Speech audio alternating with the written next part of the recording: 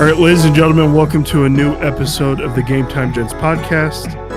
I'm one of your co-hosts, Nardi, here again, as always, with Fish and Zoltowski. Say hi, boys. Hello.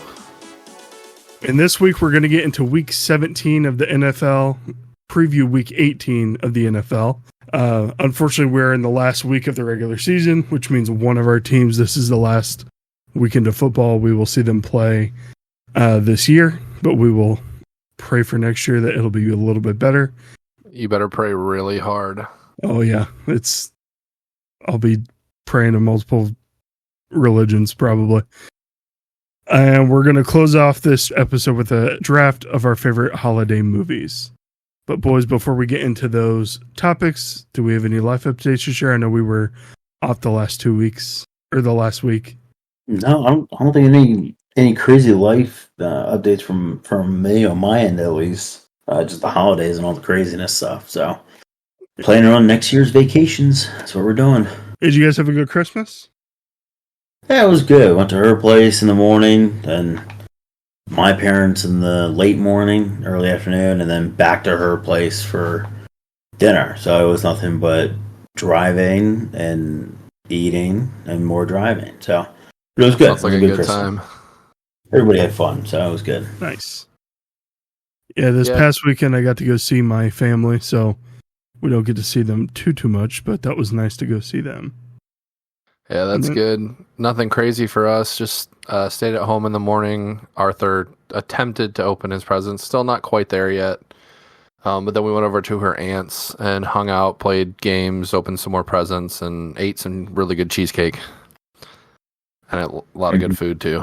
Hey, you've been going on about this cheesecake. Dude, Fish can attest to it. It's really good cheesecake. It was really good. The cheesecake? So who made it? Good. Liz's aunt. I mean, it's not a slab of like New York style, but it's good. It's good cheesecake. That's good. I ate it as soon as I came home. Good homemade cheesecake. Love it. I bet you did. Yeah, I didn't even put anything away. Ripped the lid off and went to town on it. Did you grab a fork? I mean, I grabbed a fork. I'm not civilized. But I mean, then again, it was, my own place. So I grabbed a fork, inhaled it, felt sick for a second, and then we were good. A little bit of water. So ripped more football cards. Surprised you didn't have milk with your cheesecake. You're such a milk guy. I'm running very low on my milk. Had to ration it. Oh, Makes sense. All right, so let's get into NFL news. Zoltowski, you have a couple of things written here. Yeah, just so it's nice to watch the Giants play good football this past weekend. But I mean, really asking why? You got a shot at the number one pick. The quarterback debate over there has been wild. Releasing Danny Dimes even after paying him all that money. I mean, Drew Lock did have a hell of a game, but still, I mean, why at the end of the season all of a sudden you want to play good football? Why not just tank and go for the pick? Yeah, they've definitely taken themselves out of the number one pick category. That's going to be either the Patriots, the Browns, or I'm blanking on the last team, but there's 4, 3, and 13 teams. Yeah, the Titans. So it'll be interesting to see who goes where. The Patriots have their quarterback, so they might trade back, even if they do get that first pick, but they need a lot of players in order to fill up their team and not waste Drake May's talent. You think they might go with Travis Hunter, Heisman winner? Don't get me started on that.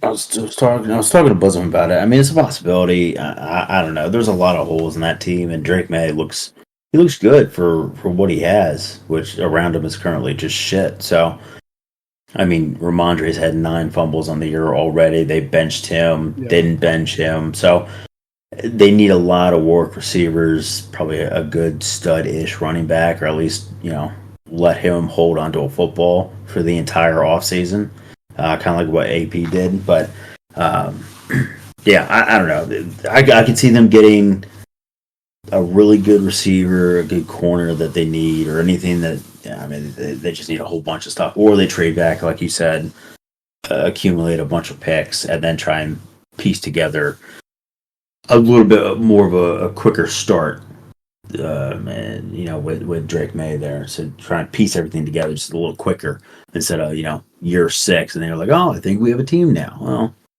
he's kind of shot now, so Right. So I don't know. It's going to be interesting. It's Oltowski's point. I don't know what the hell the Giants are doing, but it's the same thing like Carolina. Like, what are they doing? Right? I mean, you guys have been ass all year, and then all of a sudden you decide to start playing hard and stuff. Look, Drew Lock looks good. We already knew that Neighbors is a possible generational talent. Tyrone Tracy looks really really good at running back. I don't understand why we want to go touchdown for touchdown and knock yourselves out of the front running for first. Or maybe that's their game plan, that they might block him with Lock just another year or two. I don't know. It's just a lot. It just doesn't make any sense. And we've seen it before with poor management from their side. So, I mean, you let Saquon go, he could possibly break the record. You do all this other dumb shit. So, I'm not surprised that they're trying to win now. It's just, I think everybody's asking the same thing. Like, why? What are you guys doing? I mean, the fans were booing as they were scoring to take the lead. Mm-hmm. Yeah, I did see that. That's pretty crazy. Did you guys see the clip from Hard Knocks circulating about them debating on giving up Saquon? No, I did not. And someone in the room goes, well, there's no way he'll rush for like 2,000 yards, right? Oh, wow. He did. Which actually, my next point there. So speaking of Saquon and his amazing rushing season here, he's 100 yards away from breaking Eric Dickerson's rushing record. Now, Fish, I want your input on this. I know as an Eagles fan, going into the playoffs, you've already clinched. The first seed's not really, I don't even think it's really a possibility anymore for you guys. So, you're in. Do you just sit him and, hey, sorry, maybe next year? Or do you let him get the record and then come out? What are your thoughts on that? No, look, it's a historic moment. It's not like his personal. I mean, obviously, this is his personal best, but it's not like he, put up 12 touchdowns. He never had 12 touchdowns before. Like, little things like that. This is a historical moment that we don't even know in our time that we'll see another running back that could pop off like this. Like, we've seen Derrick Henry do it. He's come close. AP's come close.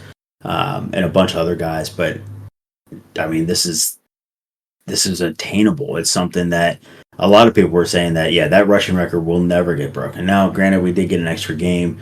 He also has an addition 34 less rushing attempts than what's his face. So Eric Dickerson. Yes, thank you. I couldn't remember his name. Yeah, you go for it. I think you give it to him. You let it. It's against the Giants too. Like, this is a perfect big FU to the face to the Giants. He gets it. He breaks the record, and then immediately you sit him and send him in the showers. Now, we all know that this is a prime opportunity for certain players to get hurt, whatever it may be. Of course, there'll come questions with that. But I think this is one of those moments that you got to let him go for it. Let him bust his ass. I mean, he's done incredibly well all year. He's earned the right. The O-line has earned the right to get him the all-time rushing record. So I say go for it, and I wouldn't be upset if anything happened. Like, it's one of those ones like, yep, I think it's right that he goes for it. Yeah, I agree with you there. I mean, like you said, it's such a big historic moment that, and it's 100 yards. I mean, we've seen this guy break 2 70-yard touchdowns in one game before. That's what I'm kind of hoping, that he breaks a long one and then gets another 10 or 15, and then that's it. And then you take him out at half. Just get the opening kickoff, take a knee at the 1 yard line, and just let him run 99 yards, and then put him in for some garbage time.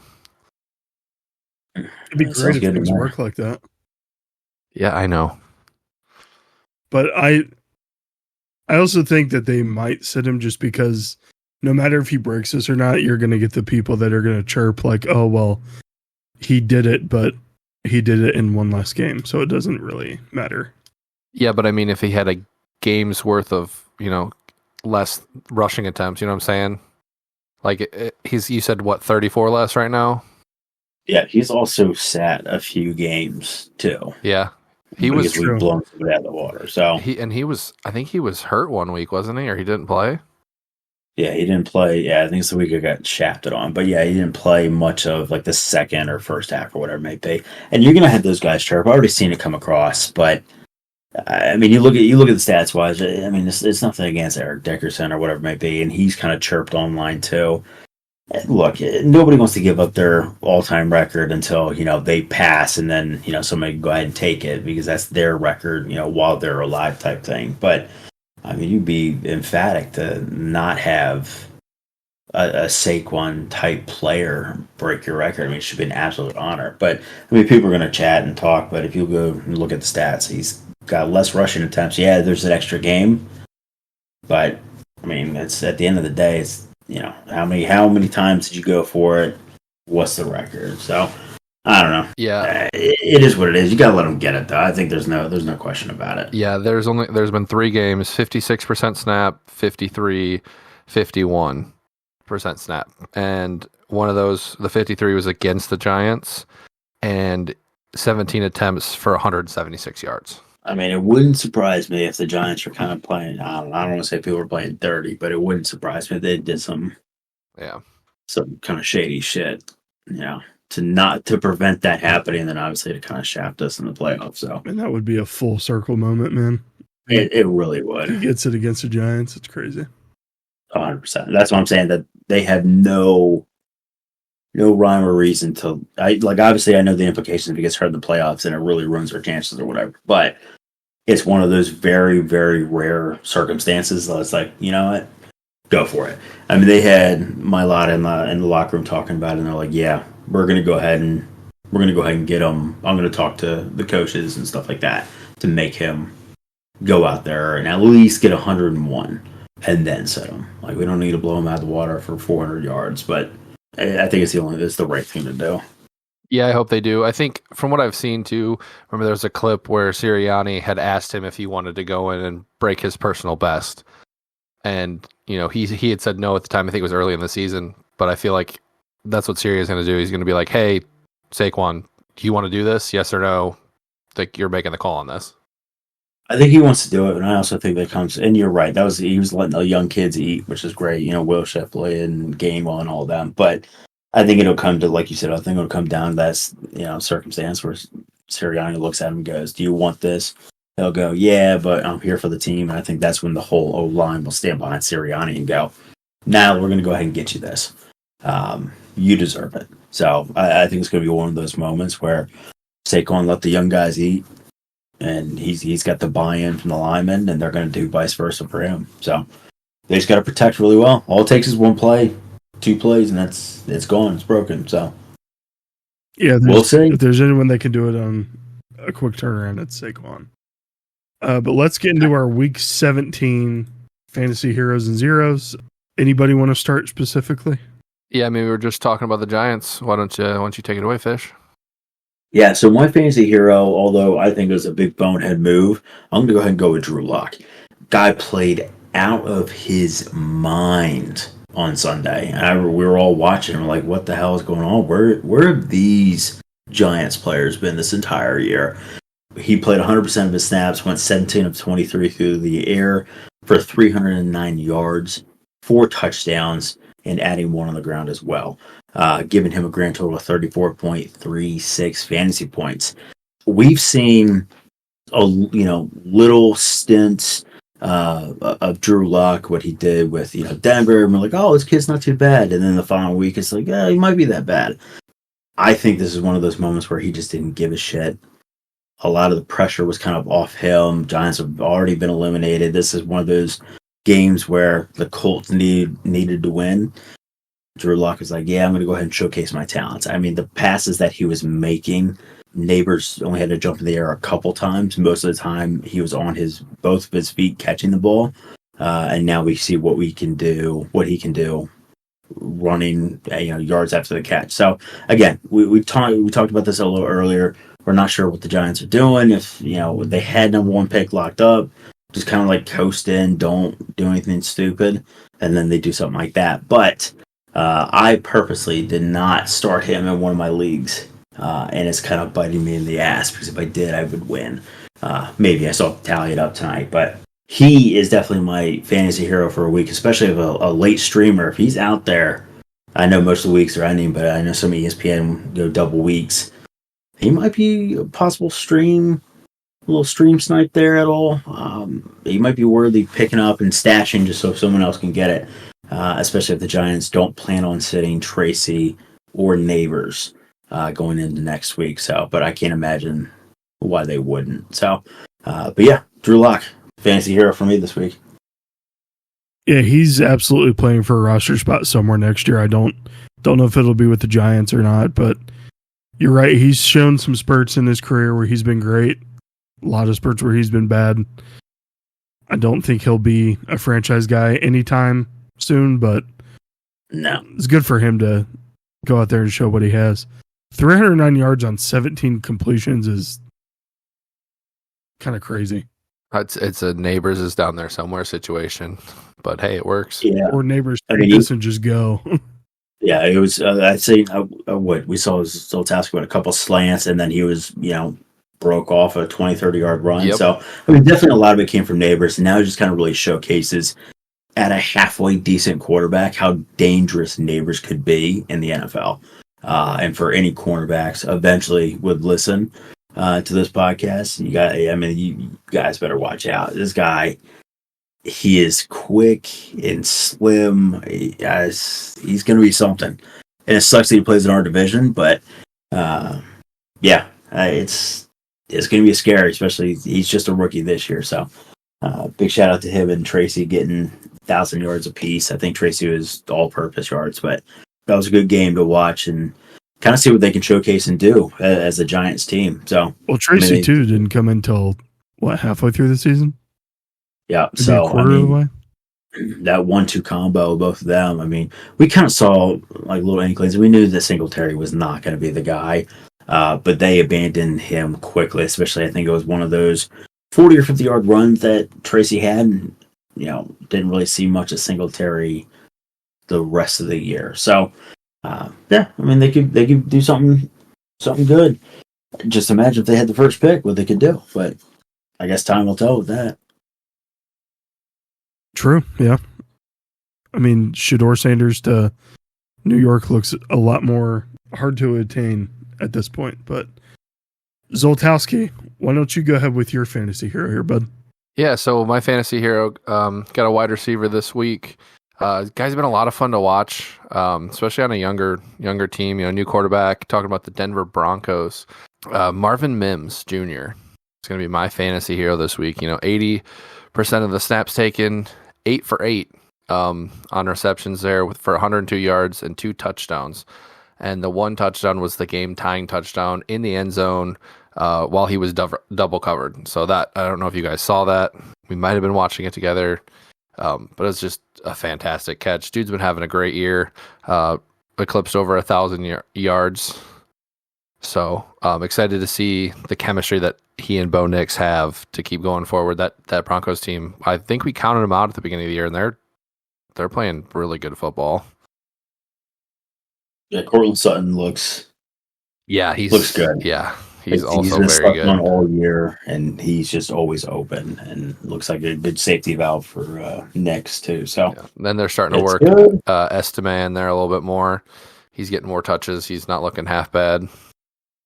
He's looking good. I don't know if they've fully abandoned on Williams, but it doesn't. I mean, he had that one good season, and it just hasn't really gotten anything going. I think he's low threes on yards per carry, so it doesn't look too bad. I mean, he runs aggressively, which is kind of what you would love to have in a back. So it's been hard for Williams to bounce back from that knee injury, but you're right. Marvin Mims, I was driving home actually from a Christmas during that crazy last second touchdown he caught, and I think it was Kevin Harlan on the call. It was insane. I mean, he definitely had like a video game type of a game. Yeah, he was fighting for the ball on that touchdown, and he held on to it, and the whole way through, dude, it was just a very, very impressive athletic play. Yeah, that was awesome.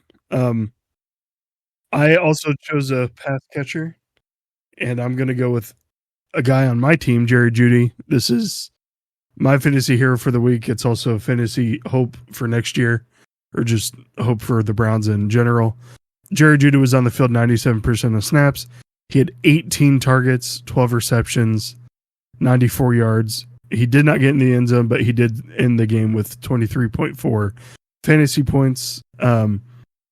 We talk about in fantasy football, volume is the most important thing. Well, being on the field for 97% of snaps and getting 18 targets, despite whoever the quarterback is probably going to get you some sort of success. It did for Jerry Jeudy this past week.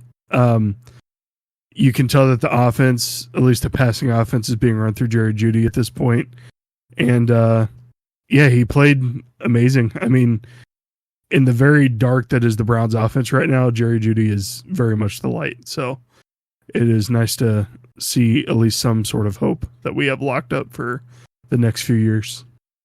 Yeah, I remember when Amari got traded, we were talking about, hey, who's going to be the guy that steps up for the Browns? Because there was, we thought it might be Njoku, because Deshaun, when he was the quarterback, threw a ton to him. Or Tillman. Tillman. Still could be Tillman. I mean, Tillman's been out with a heck of a concussion for, seems like, 4 weeks now? Yeah, but I mean, Jerry Judy's taking full advantage of that, where it's like, hey, throw me the ball, I'm going to catch the ball. Yeah, 18 targets is nothing to sneeze at, and I'm not saying he's going to get that every game going forward. That's just absurd, but it's just a crazy amount of targets. That's like over 300 targets for the year if he does that all 17 games. So a lot of targets. A lot of targets, dude. A lot of volume. Volume is important. You got to feed your best guys. Yep, we say it all the time. Feed your players. Mm-hmm. All right, but let's go into our fantasy zeros. And I'm going to go first because this guy was my hero 2 weeks ago. Staying with the pass catchers here, I'm going with Scary Terry McLaurin, and he put up a scary performance this past week. He was on the field 82% of snaps. He had 7 targets, only 1 reception for 5 yards, 0 touchdowns, and he put up a whopping 1.5 fantasy points in a lot of people's championship games. It sucks when that happens. Terry was having a heck of a year. He has been someone you could really rely on all year. He's had success. He had success, what was it, 2 weeks ago against the Eagles, against that tough matchup against Quinion Mitchell and the rest of that Eagles secondary. So at that point, it almost seemed like he was matchup proof, but I don't know, man. That last week, they just seemed to lock him down. Atlanta Falcons of all teams. So just sucks to see. I know the Washington Commanders were struggling during a lot of the opening of that game, but it's tough to see, especially when you're relying on a guy like that to help you win your championship. Who was the ex-Falcons player that scored 2 touchdowns, right? Commanders? Oh, Zacchaeus? Yes. Yeah, he had a bit of a revenge game. I mean, you love to see it sometimes, but yeah, that's a tough one to chew on, especially 7 targets and only 1 reception. That's not what you want to see, especially the last week of fantasy for most people. So yeah, it's a tough thing to see. But Zoltowski. Yep. So I didn't really watch that game at all, so I really don't have any feedback on that, but I'll go into my zero. And I'm going with a QB this week. CJ Stroud for me. Thankfully, I sat him on my bench, so he didn't burn me too bad, but my other quarterback also burnt me just as bad, so I guess it doesn't really matter. But he's playing the Ravens, and they allow the most pass yards per game in the league. And I know he's got a lot of guys out, but 88% snaps. He went 17 for 31 for 185 yards with 1 interception and no touchdowns for a whopping 6.1 points. CJ's one of those guys who can also use his legs. You expect him to do something, especially against the worst passing defense in the league, and it just fell flat. Let me ask you this: Is he going through his sophomore slump? I think he might through a hell of a sophomore slump right now. I think he might be, because he's been just very unreliable. I I mean, now what he did last year is going to be very, very tough to beat, especially a rookie going into a sophomore year. But I mean, you'd figure something would kind of transition over. And, they got Joe Mixon. They got, Nico Collins has stepped up. I know Tank Dell came back from his injury, but now is back injured. You figure with that Houston offense, though, that anything could get going. And it just seems week in, week out, they struggle to, get them the ball. Outside of Nico, early on in the season, he was red hot, and they were cooking. And then all of a sudden, when I think they had their early bye or whatever, or Nico got hurt for like 4 or 5 weeks, and then ever since then it's just been really tough to watch, and like a bunch of 3 and outs, can't get anything going. I think their kicker had 0 points too. If you want to add to the list of terrible fantasy footballers this past week, but yeah, that's a tough one, especially again, coming up on championship week. You're like, yeah, CJ, it's a perfect match. What could go wrong? And unfortunately, everything could go wrong. So, sucks, but that's football, I guess. Yeah, this is his second worst scored week this year, and he is having a sophomore slump, but he's also had a revolving door of position players this year. I mean, Tank Dell just went out again. You have Stephon Diggs that came in and then went out with an injury. Like you said, Nico Collins was out for a while. I mean, it's tough to rely on Robert Woods, John Mechie, and Xavier Hutchinson to catch the ball for you, but you would hope to see a little bit more out of CJ than what you've been seeing this year, especially in the second half. Absolutely. Yeah, I mean, it's like I said, it's just you used to be able to know, hey, I can throw him in, in my QB or even in the Superflex, and he'll do really well. And now it's just, I think you're just going to stay on the bench. I wouldn't start him. And we do have to say this before we keep going. If you guys are having championship games next week, either leave your league or talk to your commissioner to make it the week prior. A lot of teams sit players that final week, and it sucks. Fantasy football the last week sucks. It's hard to play. It's hard to understand who's going to have a big week, who's not. Like, a lot of teams are not even going to play for anything week 18. So talk to your commissioners. Tell them, hey, we need to not have this stupid matchup this last week and shorten your season by a week. It used to be week 16 was where it's at. Now it's week 17 because they added the extra game. But yeah, stop playing fantasy football the last week of the year. It's a dumb decision. It's not fun. It's not going to show you anything that you've done the whole year. You're just going to lose because you have the best players and they're just not going to play for anything. So tell your commissioners, stop it. And Zoltowski, do you know why I threw it to you there after my scary Terry McLaurin pick? No, I think I was watching the Lions game. I won't even lie to you. Ohio State connection, dude. Yeah, it's great. I hope you guys win the Natty this year. You didn't beat Michigan. Michigan, when they did it, they didn't lose. So you enjoy it. But speaking of transitions, Fish, you also have a quarterback. I hate this quarterback, to be honest. And this is the guy I was talking about earlier where I should have played Drew Lock instead of him. This one kind of bit me in the ass. I'm looking at fantasy right now, and I don't think even if I played Drew Lock, I would have come close. But my guy is Geno Smith. Played 100% of his snaps, obviously. 17-23 for 160 yards through the air, adding 3 rushes for 19 yards and 0 touchdowns. Again, one of those situations where him and JSN have incredible chemistry all of a sudden. It looks like DK is not really the go-to guy that a lot of people thought he would be. Jackson Smith-Njigba has kind of stepped into that role of the Rashee Rice, that possessional guy on the team. Doesn't need to really burn anybody. He can burn him when he needs to, but he really relies on him giving him the ball and letting him do his own thing. And man, that just did not happen this week. It's one of the lowest scoring weeks that he's had, JSN, all year. He's been putting up nothing but 15 plus points in the last 8 weeks. So Geno though popped off for a whopping 8.3 fantasy points. Not great when quarterbacks are supposed to be the guys that get you the most points. With that being said, I know Kenny Walker was a late scratch. You figure Charbonnet's going to step in, get everybody kind of back in the center, dump passes in the back of the end, in the backfield, running it fairly well.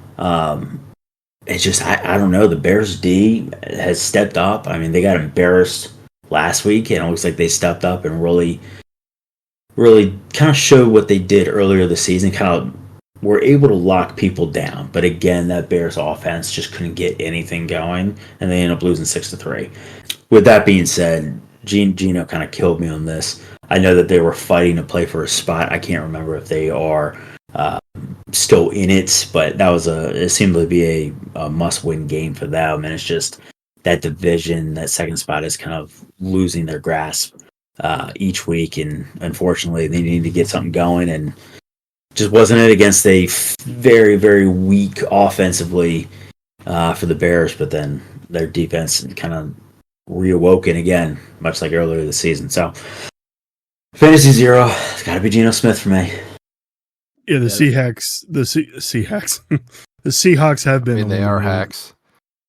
They piss me off. Yeah, they're out. I mean, Jackson though. I mean, that guy. He's been playing incredibly, and Geno's been just force feeding him. He's been doing great things. And again, it was one of those situations where you start a scary Terry against a really, really bad, defense and cornerbacks, and that's it was a great matchup for JSN. It's just, damn, it just did not get anything going, so it's unfortunate. Yeah, to your point about DK, I'm not sure what's going on with him the last half of this year, but I think JSN is really coming in more for Tyler Lockett at this point. Tyler Lockett has been absent seems like since week 10 they're bye, so he's been nowhere to be found. But yeah, DK's having a rough last stretch of the year as well. Yeah, tell me about it. Just a bad year for the Seahawks, man. Well, the thing that sucks too is they got hot. I remember it was earlier in the year when we were doing the show. I mentioned as one of my surprises was they went into Atlanta and just beat the hell out of them. And this was when Atlanta was playing better than way better than they have been. Yeah. And they went on a good little streak there, and then just tanked. Yeah, but let's not dwell too long on the negative. Let's get into our week 18s now. We do have fantasy football starts of the week for you. If you are playing fantasy football this week, we're not going to spend too much time on them because we think playing fantasy football the last week of the year is dumb. Don't do it. Stop it. Another PSA for you. Quit. Quit it.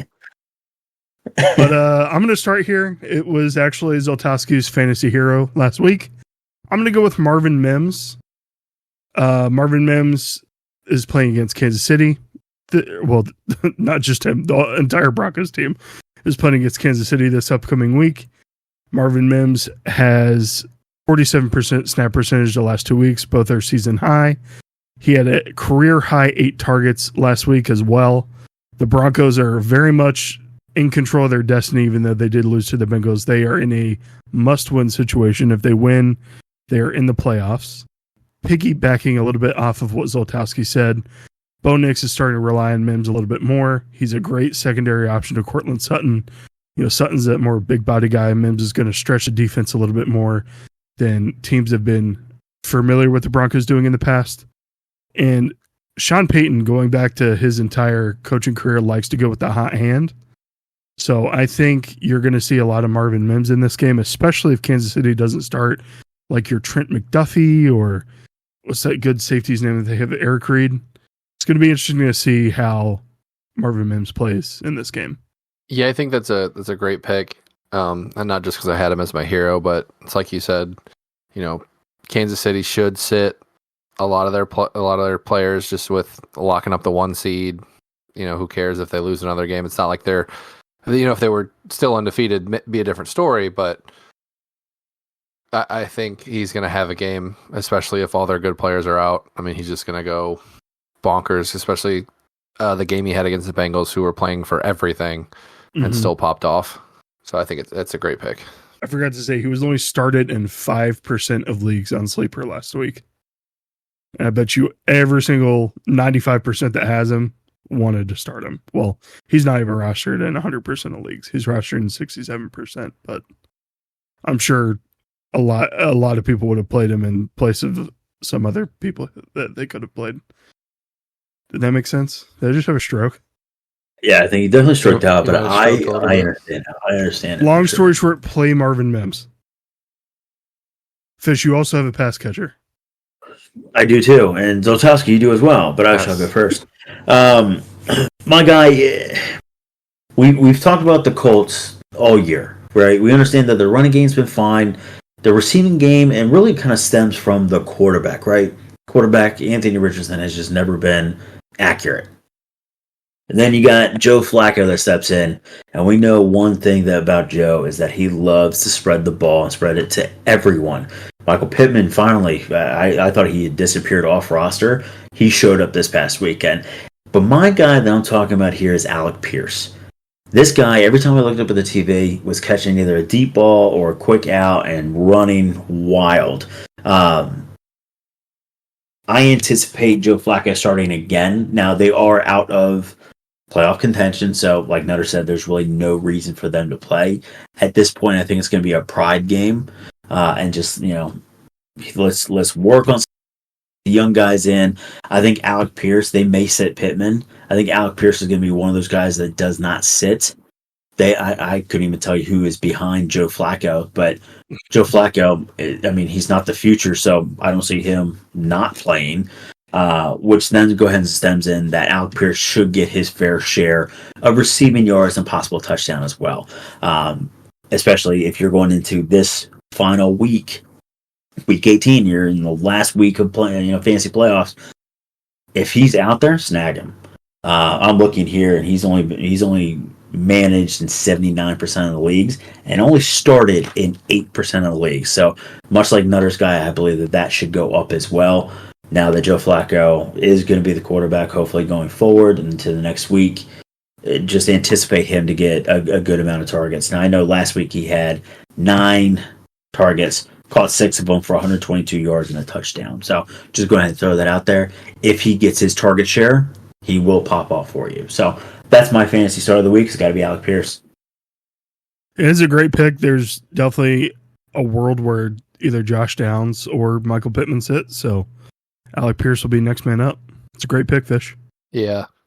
Thanks, man. That means a lot. Yeah, and hopefully Joe Flacco has a Matt Flynn type game where, he just comes in as the backup and pops off for 6 touchdowns and throws 3 of them to Pierce for you. And then the Seahawks sign him for what? What? Matt Flynn got signed by the Seahawks after he popped off that one year. Oh. And he did not the Lions too. He did. I mean, maybe the Seahawks can bring back Matt Flynn. Maybe they bring back Drew Lock. How old's Gino? Like 98. He's up there, right? He's like, 32 to 34 or something like that. He's old as shit. He's 34, yeah. Because didn't he go on a sabbatical and then came back and then got a multi-billion-dollar contract? He essentially had the Fitzpatrick effect. Well, he either punched someone or someone punched him. I can't remember that. Whatever happened there. But yeah, he left and then came back. I don't know. We go on tangents. Zoltowski, why don't you go ahead, bud? Yeah, I'll go with my pass catcher for the Cowboys here. Brandon Cooks. CD's out. They're playing Washington. Washington already clinched. He's going to be their wide receiver 1. He should have a decent game. Washington, I know they picked up that cornerback from the Saints who I can never remember his name, but he's probably not going to play. So I'd start him. He's been doing well. He scored 9 points last week with CD being out. As long as Cooper Rush can be somewhat decent, he should have a really good game. Yeah, I think it's a great pick too. That was Marshawn Lattimore, by the way. If you didn't hear me say that. Yes, I did not hear you, but that's Marshawn Lattimore, which Ohio State legend Marshawn Lattimore. Marsha, can you hear me? We've been playing Phasmophobia. That's fun. Context there. Great game. We'll play more after the pod. Definitely. I can't, but I get it. All right, but let's get into our week 18 games. Now, these we are excited for. We do have I believe all 3 games are on Sunday this week. I don't think we picked any Saturdays. Mine is first at 1:00, and I'm going to go with the New Orleans Saints taking on the Tampa Bay Buccaneers. Tampa Bay is a whopping 14-point favorites at home. The over-under on this game is 43.5, and the reason I'm choosing this game is there's huge playoff implications in this game for Tampa. Tampa controls their destiny. If they win, they get in. I'm sorry, if they win the division and then they get in. If Tampa loses and Atlanta wins, Atlanta will be the team representing the NFC South because they will have the better conference record, division record. I think this might be a good game because New Orleans is going to play spoiler. Now, these teams did face off week 6 this year. Tampa Bay won 51-27. That was the Sean Tucker, Bucky Irving game, if you guys remember that, where they rushed for 217 combined. Baker threw for 325, 4 touchdowns that game. Now, they did have Chris Godwin then, but, he's finding success with Mike Evans, Jalen McMillan. I think his first name is Jalen, but McMillan. Anyway, he's been balling out too. So, going to go into some rankings here. Tampa Bay's offense is very good, averaging almost 400 yards a game at 3rd place in the league. They're averaging almost 30 points a game at 4th place in the league. Their defense, not so great. They're giving up almost 350 yards. They're 22nd in the league there. And they're giving up almost 23 points a game at 17th in the league. So, New Orleans on the flip side of that, there's not much hope for the Saints in this game. New Orleans is averaging 321 yards per game. That's putting them at 20th in the league. They're averaging just a shade under 20 yards or 20 points a game, ranked 23rd. Defensive wise, they're letting up 379 yards. That is 30th in the league. And then they're allowing 23.2 points a game at 18th. So I say all that to say, I think Tampa Bay is going to win this game. I think they're going to go on and get into the playoffs, and just don't doubt Baker. I think he's going to really put the team on his back, and he's going to give the ball to Bucky, and he's going to pop a few Zens while he's out there, and he's really going to play well. I mean, I would agree with that. Baker's going to do Baker things, and this is his perfect moment to showcase who he is, and it just really builds off of his character. He's always put teams on his back. When he runs for 10 yards, takes a hit, and gets up, how hyped he is, and asks for a first down. That's crazy. So I think it'll be. I don't think they're going to put up 51 points, but it's probably going to be close. And I know New Orleans is going to try and play spoilers, but I don't think they have it in them. I really don't. I think they're taking it over. That's it. I doubt Kamara plays again. I mean, I don't think he played last week, but no, he was out last week. So there are best offensive players out. Then isn't Derek Carr out for the year too? I think so. Yeah, bet on Tampa Bay. They're going to win. Got to get more makeup around his eyes. Yeah, I mean, they just got blanked by the Packers, so yeah, I think Baker's going to have a game. I think you're right there. But it's a good pick. It's a great pick, Nut. So, Tasky, who do you got, though? Oh, no, you're at 820. Yeah. I guess I'll go next. My game, I talked on them before. It's the Chiefs versus Broncos. More focusing on the Broncos. Broncos hold their own destiny. They should have won the last 2 weeks to kind of squeak into the playoffs. Now they're on the cusp of possibly not making it. Denver is minus 9.5 favorites, and then over-under is about 38.5. We know what Denver can do offensively. We know they can do it defensively. I know they kind of struggled against the Bengals. Again, Bengals are very, very hot offense, which kind of goes into play, and it wouldn't surprise me. Nut, you, I, or the three of us were talking about this earlier. It wouldn't put it past me that the Chiefs sit players, Broncos win, and they don't have to face the Bengals in the playoffs, which honestly, so Tasky, I don't know about your team. I don't want to face that offense. We faced them once this year. We won. That offense is way too hot. Anyone anyone and everyone. Now, well, Chase Brown, we don't know what Chase Brown's injury is like, but go ahead, Zoltowski. But Joe Burrow, I mean, even though the Bengals record doesn't show how well he's been playing this year, I mean, he's been having just a fantastic year. I mean, he's put up 40 points in fantasy, I think, at least twice, maybe 3 or 4 times this year. So, yeah, I don't want to play him. When you're playing from behind so often, yeah, it makes sense. But, but I'm thinking that we all know what the Chiefs offense can do with Patty. They finally got a couple players back. But I kind of want to talk about their defense. I don't think their defense gets enough love. I think the Kansas City defense, which we're all used to seeing them put up points, do crazy insane things. We know that Chris Collinsworth loves Patty Mahomes, but that defense is not talked about. Total defensive stats as of right now, total yards, currently ranked 5th. This is currently, by the way, ranked 5th at giving up 310 yards per game. Total passing ranked 14th, giving up 212 yards per game. Here is where it gets interesting. Total rushing ranked 3rd, only giving up 98 yards per game. And then total points, they're actually ahead of the Eagles. Ranked 2nd, giving up only 18 points per game. This is a completely different defense than we saw 2 years ago, where it just seemed like anyone and everyone from high school to college could score on their defense. That is not the fact this year.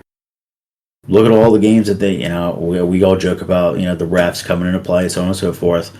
Their defense has made some great stops, some insane turnovers, and they've kept teams content in the middle of the field or in their own side. So I think this is not so much going to be, even if Patty and all of them sit, I still think it's going to be a very tough game for the Broncos to go ahead and pull out, even though that is a must-win game, just because of how potent that defensive is for Kansas City. So that's going to be my game of the week, because I'm going to focus on those guys and see how well they play. But Broncos could crush a few dreams if they win, or they could crush their own if they lose. So very, very interesting. Very, very good game. I'm excited. Yeah, I like it. Go ahead, Nut. I was just going to say, living in Cincinnati, being a Cleveland fan, I hope some dreams are crushed.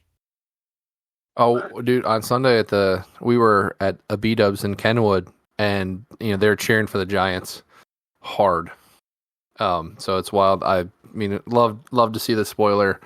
I love that you brought up their defense, Fish. Actually, just looked it up real quick. They have won 15 one-score games in a row. Like every, that's an insane stat. And I think I saw earlier in the year, if you flipped like the winner of the one-score games, they would only have like 2 or 3 wins. So that defense, I mean, you win no matter what, however you can. So I think it's a great point, but I don't think they're going to play a lot of their starters. So those numbers might change a bit. I don't think that they will either. No, they won't. I don't see Andy Reid being dumb enough and going against giving the Bengals that opportunity, even making it to the playoffs, and then possibly risk getting Patty or Travis hurt or something like that. So, especially with all the injuries they've had already, so I'd be like, all right, everybody, hang out, go in the clubhouse. Don't even stand on the sidelines. Can't risk that injury. So, Travis, go hang out with Taylor. Oh God. Yeah, this could just be a really low scoring game. I mean, their first matchup was only 16-14. Yeah, it wasn't much. Yeah, that was the one they won on the blocked field goal, right? Yep, it was. And Big Red is keeping it close to the vest. He's not revealing if they're playing starters yet or not. So, going to be interesting to see. Yeah, I think they'll sit. The smart thing to do is to sit there, and I don't even say it, Fish. But the smart thing to do is to sit the starters. Said no Lions coordinator, coach, management ever. But speaking of the Lions, call me a homer all you want. I will. It's fine, because I know you're going to be planted on the couch watching this game on Sunday night. Because it is for all the marbles in the NFC right now. So Minnesota at Detroit, Sunday Night Football, 8:20 start time. Detroit is currently a 3-point favorite. And the over-under is 51.5. Now, last time when they played Week 6, Minnesota was 5-0. The Lions were 4-1. The Lions won 31-29. Hit the over. Hit the over 100%. Especially, you've got the Lions who are scoring 32.9 points per game, which is first in the NFL. They're averaging 408.6 yards per game, which is second. Points against, they're only allowing 19.9 per game, which is seventh. Total yards against is sitting at 338.8, which is 19th. But then if you look at the Vikings, who are scoring 26.4 points per game, which is ninth, they're getting 352.3, which is 12th. And they're only allowing 18. They've got a great defense, allowing only 18.8 points per game, which is fourth.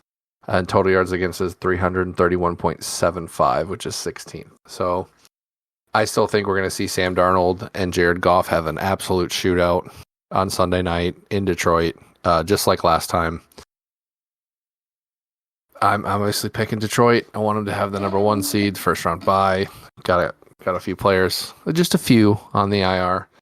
Some might be able to come back sooner if we can get that break. But I'm just excited to watch this game, especially because it's a divisional matchup that has just so much going into it. It's going to be a good one. Of course, you got a lot of investment in that. I mean, they had a few dud weeks where they just didn't look like the old Minnesota team, but as of lately, they seem to be pretty hot going into it. And the hottest team going to the playoffs is the one that gets a lot of success. So it'll be a good game. It'll be a very, very good game. I know that we won't be watching it, but watching it together, but we'll be watching it somewhere online. So, have fun with that one. I'm glad we get to play the Giants this week. I bet you are. Yeah. I'm going to be ferociously locked in on this game. Could breathe for just a minute. Is what's his name? Tanner McKee? Is that his name? Is he getting the start? Probably. Honestly, Kenny Smallhands Pickett and Tanner McKee kind of torched Dallas's defense. So you never know. That's hard to do. Yeah, Kenny Pickett had a great game, minus the one weird somersault he did. Look, he glitched. He was still buffering. Yeah, that was I DC'd from Phasmophobia twice yesterday, so you never know what happened. So you sure did. Yeah, but it'll be your game will be a really, really good one. It could be a shootout. It could be a nail biter. It could really go either way. It's going to come down to a field goal again, but it's going to be probably 35-34 or something stupid, crazy close. Yeah. It's a good pick, though. I like it. Solid picks, boys. Yep. Great. I mean, there's a lot of meat on the bone for this week anyway. Yeah.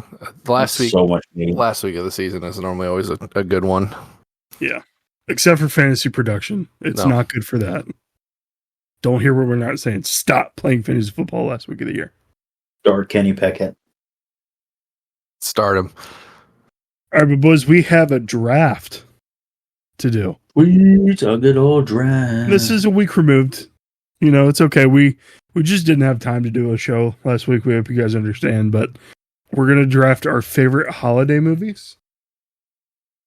And here we go. I'm going to set the randomizer here, get our drum roll going.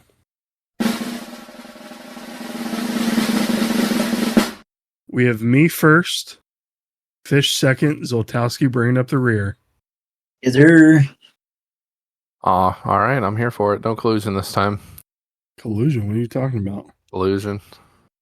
Now, holiday movies are admittedly not always the most strongly written movies, but they are the ones that make you feel good, make it enjoyable. Some of those movies, it's where a kid here we go. might want a certain Red Ryder BB gun with a compass in the stock. You bastard. And this thing that tells time. Oh, I hate you. He could get soap poisoning throughout the movie. I'm going to go with The Christmas Story. I love that movie. I've been to the house twice. It's a great movie. What'd you say? Great movie. Oh, we have too. And Pasta and I took a trip over there. Don't think I've ever seen it in full. Really? You've never seen Christmas Story in full? Nope. It's very funny. You'll notice Schwartz is just fish. The first sentence he says, you just know he's fish. Did you ever see the sequel? What? How? Yeah, the sequel's not great. I like the sequel. I didn't mind it. It's very fan service. It's like if fan service was a movie, it'd be Christmas Story too. But with a holiday movie though, like that's okay. Yeah, it's the whole point of a holiday movie sequel. Yeah, it is. But yeah, great movie. The first pick 1-1, definitely. Wait, why is Schwartz me? He is, man. He comes down, I forget exactly what he says, but he calls the kid a jackass immediately. Yeah. Schwartz is the one that also gets beat on the phone for cursing. It's just, oh yeah, Ma's hit us a few times. You've been a witness in the court. You've been beaten by. I have. Schwartz is the guy that makes him lick the pole, get his tongue stuck. You're Schwartz easily, and it's also your pick. Oh, and it's my pick. Well, you took my 1-2. Christmas movies. I'm gonna go with. And we just watched this. There's 3 or 4 movies. I think we just finished the first 3 classic childhood movies.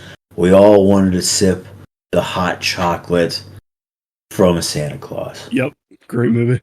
Yeah, love Tim Allen, and you know what? Watching it back as a kid, like you don't pick up on like the innuendos or like the quick little dishes. And now you watch it, you're like, I was watching with Andy like 2 weeks ago. We're like, holy shit, what did he say? Can you get away with that? That's in the Disney movie. Yeah, it's incredible. Very heartwarming movies. The most ugliest Christmas sweaters I have ever seen a man wear in that movie. So. Santa Claus, all 1 through 12 of them, fantastic. Great pick is definitely on my list. Tim Allen, such a great pick for that role. Yeah, great, just great movie, great series. I think there's a. Go ahead, Fish. No, go ahead. I think there's a TV series or a Disney Plus series for it right now. I've seen some clips and they're just funny. Hysterical movie. God, I love that movie. Hilarious.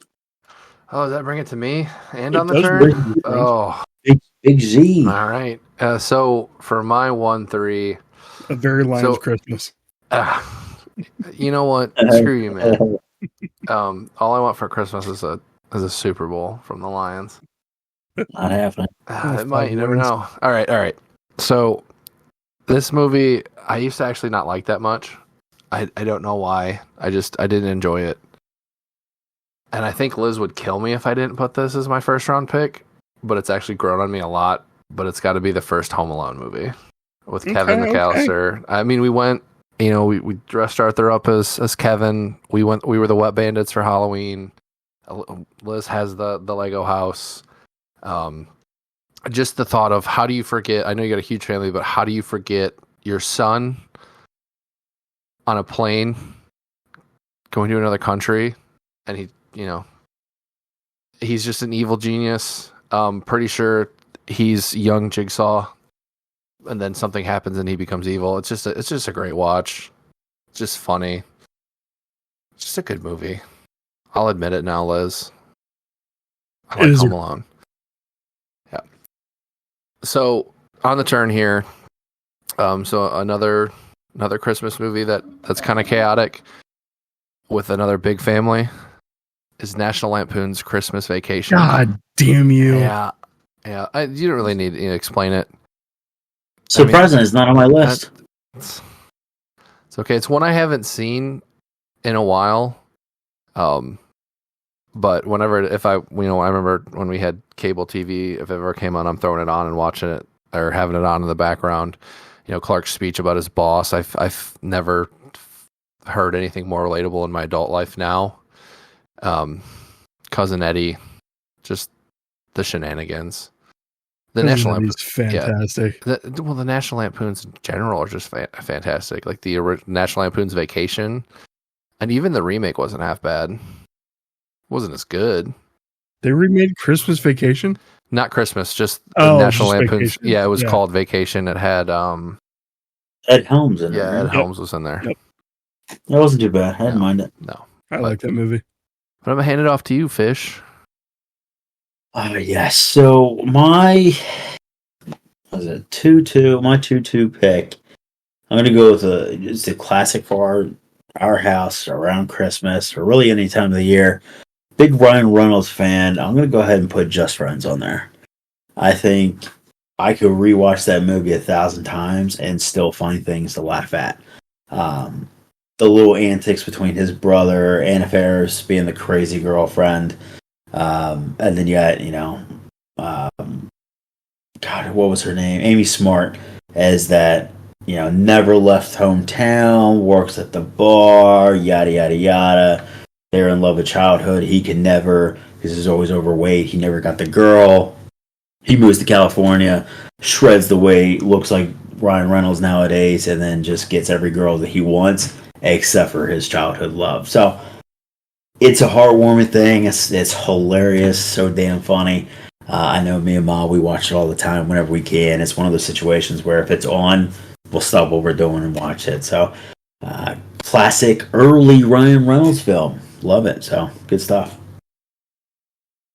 I haven't watched that in a long time, but I know I enjoy it every time I see it.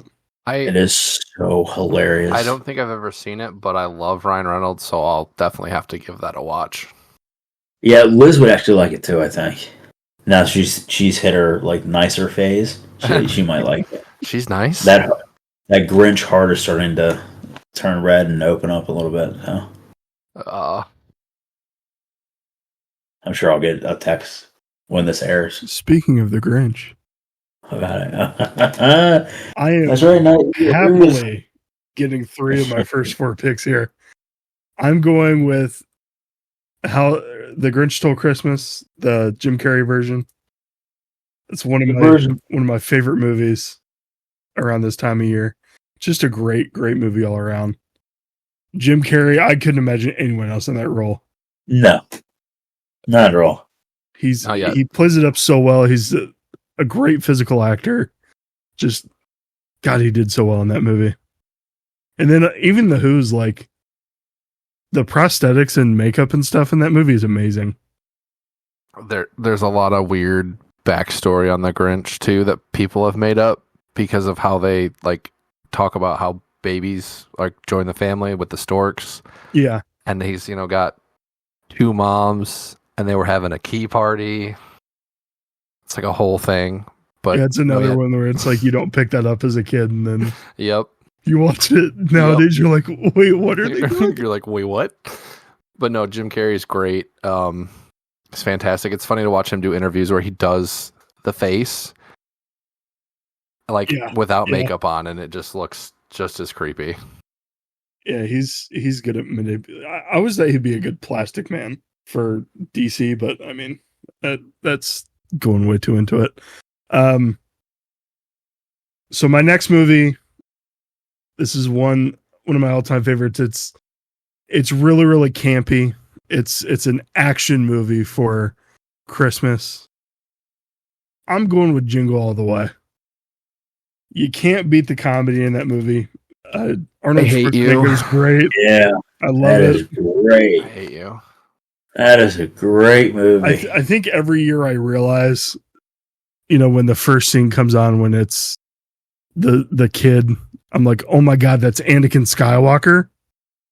Because it's the same actor. And then the Santa scene where Big Show's there, Jim Belushi. God, it's a great movie. So dumb. It's turbo time. So dumb, but so great. The final fight in that movie is ridiculous. Everyone's like, oh, it's just part of the, it's just part of the show. And you're just like, no. And then Ted is an all-time movie villain. He's awesome. The neighbor. Yes. Such a good movie. I hate you for stealing that from me. I love that movie. Well, I don't think anybody's gonna take my pick, so I got 1,000 of them here. Go Fish, take Krampus.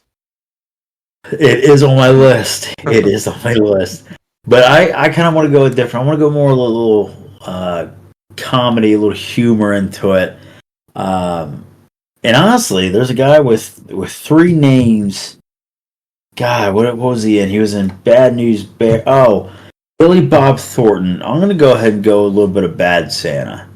I think it's a classic.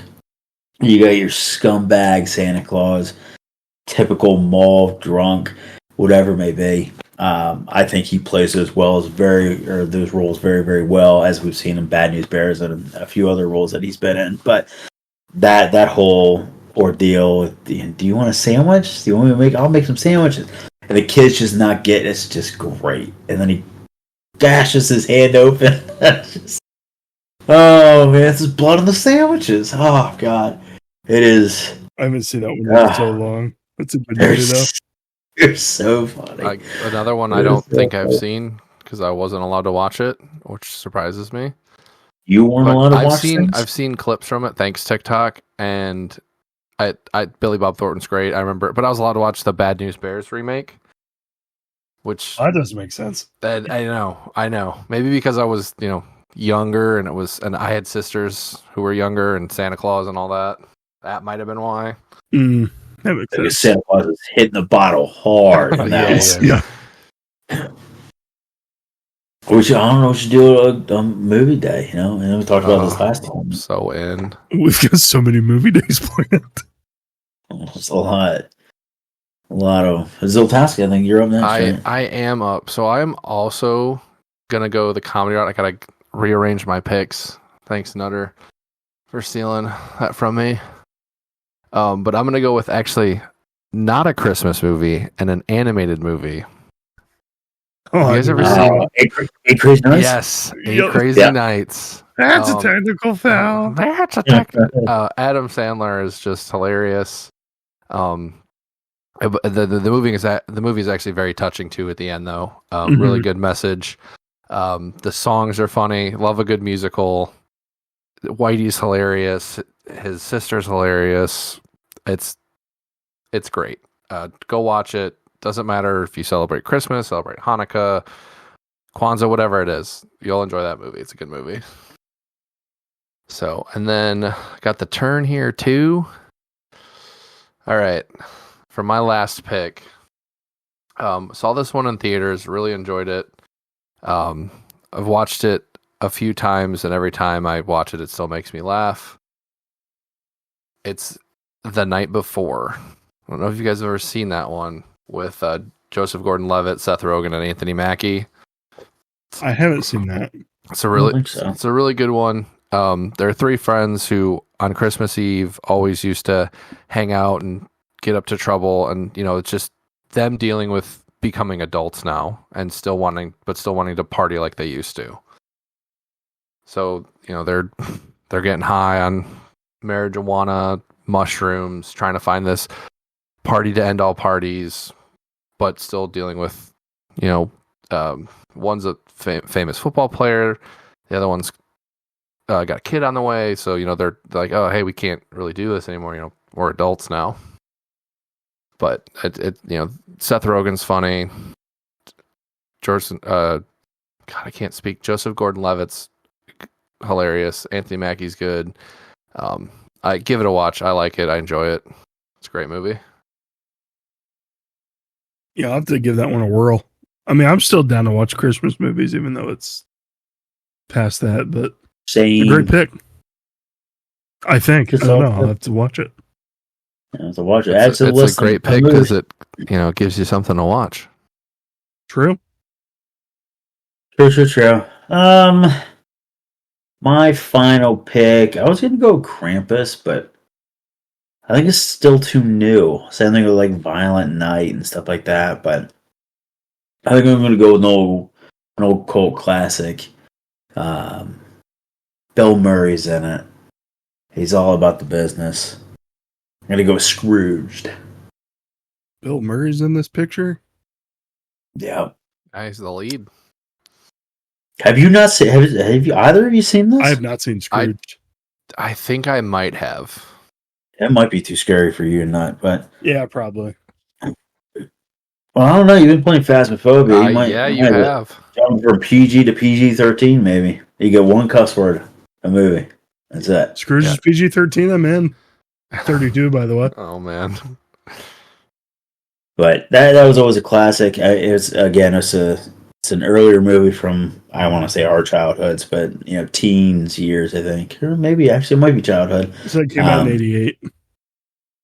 So before we were born. Before we were born. I saw it when I was a kid. So, yeah, it's just past, present, future. It goes through the whole roles of witnessing, long lost love, what they had, they broke up. Then he sees it from these different views, different angles, and realizes that, it's not all about the money, not all about work. It's okay to relax and take a chill pill and focus on yourself and others at the same time. So good, heartwarming, message at the end too. Of course, anything with Bill Murray is just going to be comedy gold. So, he's so good, man. Scrooge was good. Another one I can watch whatever he's in. He's great. Yep. Yeah, Same. love a good retelling of A Christmas Carol too. It's just a classic. Mm-hmm. Good pick, Fish. I'll have to watch that for sure. Yeah, add it to the list, man. Yeah, the Ghost of Christmas Yet to Come might get you. Well, I'm going to be able to pick my fifth movie here. Fifth on my list. Can't believe it dropped all the way to the last pick. I'm going to go with Elf with Will Ferrell. I mean, it's a good movie. It's a great movie. It is. I don't know. I think it's one of the ones that got like super overdone for me. Nah, you're crazy, man. Why? Is it because they played it every 5 minutes? I think that's why I'd never seen A Christmas Story either. To be honest with you. Christmas Story is gold. You need to go watch it. All right. They do play a lot of Christmas Story, but I agree with Fish. It's gold. You need to watch it from beginning to end. Gold, Jerry, gold. Really? No love for Elf? I mean, it's not bad. I'll watch it if it's on. When it came out, I loved it. It was a great movie. It still is a really good movie. Will Ferrell is hilarious in it. It's a really good movie. It's just not up there for me. Peter Dinklage, legend. You love Peter Dinklage. Do we have any honorable mentions, boys? I have a not honorable mention. I mean, The Polar Express. Get it out. Oh, this guy's The unbelievable. movie sucks. No. You just think it's too scary for you because you think they're too creepy. Double ass. No, I say about Danny Dimes. we had that bell, or I think my parents still have it, from the movie and like the box and everything, growing up. So I always liked the Polar Express. I know Rachel is in love with the Polar Express, so she hears this, you might lose your head. She's not going to listen to this. I don't think, probably not. I don't think I've ever seen it. The hot chocolate song slaps. No, I've heard that. I heard that. We played it in the car with Andy's family the other day with her brother on the way back from something, from the zoo, and we played it, or going to the zoo, one of the two. Yeah, it's not bad. It's a good movie. Give it a watch. It's basically about a kid trying to rekindle his belief in Santa, to just break it down to the basics and antics along the way. Okay. I'll have to take a peek after I get done watching Krampus again for the 40th time. But actually, you're right, Zoltesi. It's not the story. It's just the animation. It was like the weird. first of its kind to use mocap. I think that's what it was. I think they should honestly redo it. It's like Uncanny Valley kind of thing. They should have just done real live action. It's not like there's anything super crazy that they need to animate. Yeah, I guess you're not wrong. It's just a train. But honorable mention, Die Hard. It's a Christmas movie. Convince me otherwise. I mean, yeah. We're not going to get into that debate. It's just like we're not getting into the Heisman debate. True. We already said all the Santa Claus movies. They're great. Home Alone 2, great movie. Some argue it's better than the first one. Yeah. Can't believe they had left the kid again. That's crazy. That's wild. Kevin! Put a bell on him or something. Christmas with the Cranks. It's a great movie. Tim Allen again. Just a Christmas time joy, Tim Allen is. He's fantastic. And then Fish said Krampus for some reason. Krampus, Violent Night, all the good stuff. The original Grinch. The 1966 just a classic. Yeah, I think it was 66. God, I just pulled that in my ass. I hope that's accurate. Wonderful Life, good movie. Yeah, good movie. Miracle on 34th Street. Yep, those are the more sentimental ones. I tend to go the more humor, but yeah, great picks, boys. I think we mostly went humor here. Now I'm looking at the list written out. Love a good laugh. A good holiday chuckle. We didn't say? What's that? I know we all went the Christmas theme and yada, yada, yada, but we didn't say Independence Day. Oh my God, you're right. Yeah, it's technically a holiday movie. Yeah. Yeah, that's a fantastic movie. I know. I just thought about it. I was like, holy shit. Look at that. We didn't say anything. It's crazy that pilot grew up to be a football coach for the Mud Dogs. Yep. I think it's time to call it. Oh my God. It's been a good one. You guys got anything to say? Nope, not anymore. Nope. Our viewership is going down now after that comment. That's wild. All right, you guys have a great year. Talk to you guys next year. You guys have a great start to your year next year. We hope you do nothing but the best, and we'll catch you in the next one. Go Lions. That count needs to go up next year. Wait, pause. Always CGG. Thanks for being a gent. Goodbye. Bye. See you guys. Bye.